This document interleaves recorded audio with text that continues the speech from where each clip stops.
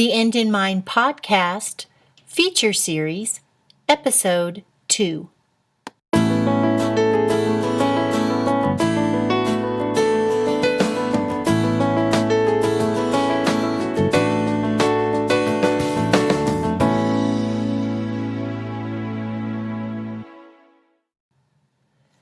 This is Lori Lane. Welcome back to this feature podcast series titled Homeschooling, Beginning with the End in Mind.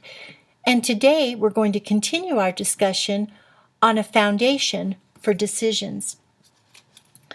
I promised I would share with you a little bit about our beginning homeschool journey. I never planned to homeschool. I was the product of a private Christian school, and my husband was a homeschool graduate. My mom had been a classroom teacher for years, and John's mom had worked in the public school system. Homeschooling had never crossed my mind. I didn't even know there was such a thing. But then I received a phone call. You know, the kind of call that reminds you of your own school days. It was a call from the principal of the school where my two older boys were attending, and I found myself being summoned into the principal's office just like I had been over and over again growing up. Naturally, since these were my first two sons and I was still a young mom, the thought of being asked to come in and discuss my boys with the principal struck fear into my heart. What in the world could be wrong? I complied and found myself in the principal's office having a sit-down conference with not only the principal, but my oldest son's teacher and my second son's teacher. As I sat through the conference, I heard several things that made me begin to wonder and ponder if we had made the right choice for our son's education. First, I was told that I had a choice about my second grader. I could choose to have him move to third grade with his class, but I was also told that there was concern that he would fall behind because of the transition to more lecture-style teaching in the third grade. Now, in my mind, I had a pretty violent reaction to lecture-style teaching in the third grade, but I held my tongue and I continued to listen. The other choice I was given was to hold him back and have him repeat the second grade, but I was also told that there was concern that he would be bored, as it was evident to the teachers that he was grasping the concepts. He was just having trouble expressing those concepts in written format. Well, I was thinking in my mind that in a small class setting at this school where there was a maximum class size of 8, why the teacher couldn't adapt her assessment style for a different style of learner. But again, being the young first-time mother, I continued to hold my tongue. Then, much to my surprise, I was then told we needed to discuss our first grade son as well. This conference was getting better by the minute. My first grader appeared bored in class and seemed to be easily frustrated by his peers and had an anger problem, they said. Once again, in my mind, of course, I wondered why in a class of 8 the teacher could not adapt teaching styles.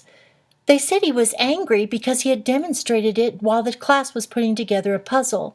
He was standing at the back of the line and was clearly frustrated and irritated with the class, till he got so frustrated that he pushed everybody aside, went to the front of the line, and put the puzzle together quickly. Well, in my mind, I wondered why in a class size of 8, the teacher couldn't understand that he was simply bored and adjust her teaching style to accommodate. I walked out of there so frustrated and so confused. John and I wrestled with what to do. We prayed and talked, and I happened to stumble on the idea of homeschooling. I found it in a book called For the Children's Sake by Susan Schaefer Macaulay. And I thought to myself, how hard could this thing like homeschooling be when they're so young? In my mind, I envisioned turning one of our rooms in the house into a schoolroom with desks and a chalkboard and an American flag, a teacher's desk, bookcases that lined the wall with all sorts of educational games and books. That's it. I would do school at home. So you see, my start to homeschooling was rather inauspicious. I didn't feel convicted to homeschool. I didn't make the decision out of concern for the spiritual well-being of my children. I decided to homeschool based on the unmet educational needs of my boys. No writing on the wall, no banner in the sky, It was a practical decision. Well, at first, John wasn't exactly jumping up and down on the homeschool bandwagon, but he was supportive because we simply didn't know what else to do. We had bright boys whose needs were not being met, even though we had put them in a private Christian school with extremely small class sizes. So John and I began to talk. We began to think about education outside of the box. And it was then and only then that we began to realize how powerful this approach of homeschooling could be. We could tailor-make each of our sons' educations based on their strengths, their weaknesses, their interests, and desires. It could be made totally out of the box.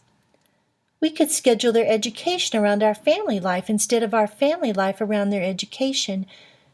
We could impart our values to them by taking advantage of those teachable moments that happen when you least expect them. We could adjust teaching styles to match the learning styles of our children. We could camp out on topics of interest to our kids. We would have more time to instill the character qualities that we felt were important to the development of men after God's own heart. Bottom line, we began to realize that if we developed these goals for each of our children and for our family, if we knew what we wanted to accomplish by homeschooling, if we knew what the end result would be, then the choices we would face along the way throughout the process would almost be pre-made. So based on that fact, we began to talk about what we felt were the most important things for our children to know, to have instilled, to have learned from us before they left home and established homes of their own. As we talked, I began making a list of those priorities and putting them in an information notebook that I would use as a guide to help me sort through all the other homeschooling information I knew I would soon start coming across. Well, over the course of the next several years, we did a lot of reading, a lot of research, and honestly, from an academic and cerebral point of view, we learned a lot about the education process and learning styles, content guidelines, grade level expectations. And we were also learning a lot about ourselves and about our boys. As we read, what we did not find in a lot of what we were reading was what Scripture had to say about the education of our children. So at the end of all the research, we were left feeling like much of what we were learning was empty and without a foundation that would give us the confidence that we were headed in the right direction. So we went back to Scripture in this area of education. What did God think was important? What did He say were the priorities we should have? How did He say we should educate them? What methods did we see demonstrated in Scripture? These questions and many, many more led us on a journey that continues to this day, a study into a biblical approach to education, because without a biblical foundation upon which to make decisions regarding the education of our children, we're going to be like boats that are tossed to and fro on the sea of public opinion, peer pressure, and tradition. And as we began to study, I realized that some of the influences of my own education had influenced my approach to homeschooling. It had influenced my priorities and my methods, and I found that humanism and secularism were woven subtly into my daily choices in homeschooling. I had some serious work to do. I needed a biblical worldview of education. Slowly but surely, as I studied Scripture and John and I studied together, we began to be influenced by some key biblical principles that really became foundational in our approach to homeschooling. One was the supremacy of Scripture. Secondly, how God had created and wired children. Third, God's definition of the heart. And fourth, God's priority of teaching to the heart. Fifth, God's emphasis on wisdom as opposed to just knowledge. Sixth, God's way of teaching them by the way. And 7, God's priority and emphasis on remembering the ancient landmarks. Well, by this time in our lives and journey, I was expecting our third son, And in addition to my husband's full-time job in downtown Atlanta, we had our own side business that I was very involved in. And of course, we were homeschooling our two older sons. And so I found that if I didn't write these things down as I read them and studied them, if I didn't journal about what I was reading and learning regarding God's principles for education, I would soon forget them and I'd get confused. I think I'm like that in general. If I don't write things down, I don't remember them. So as I found scripture passages on education, parenting, wisdom, and learning, I wrote them in my journals and my notebooks. It was a fascinating study, and it revolutionized the way I thought about education and the way I looked at my children. And as I found quotes and resources in homeschooling books and books on education that lined up with those biblical principles, I wrote those down as well. Two of my favorite homeschool writers and teachers that I found lined up all the time with biblical principles were Ruth Beechick and Debbie Strayer.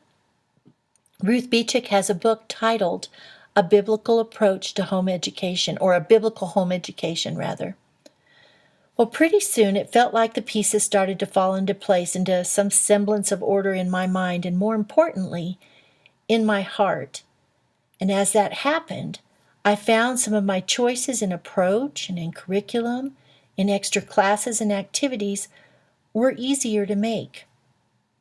But let me remind you that our choices and our decisions, our convictions, our priorities, and our goals were just that. They were ours.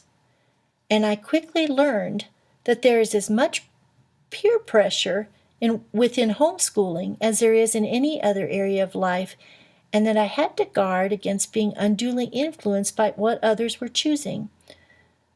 So although I may differ with another home educator on what is the best curriculum, the best approach, or the proper priorities, and those differences can sometimes be unsettling, I must keep in mind what we've talked through, studied, and what we've decided is the direction for our family and for our children.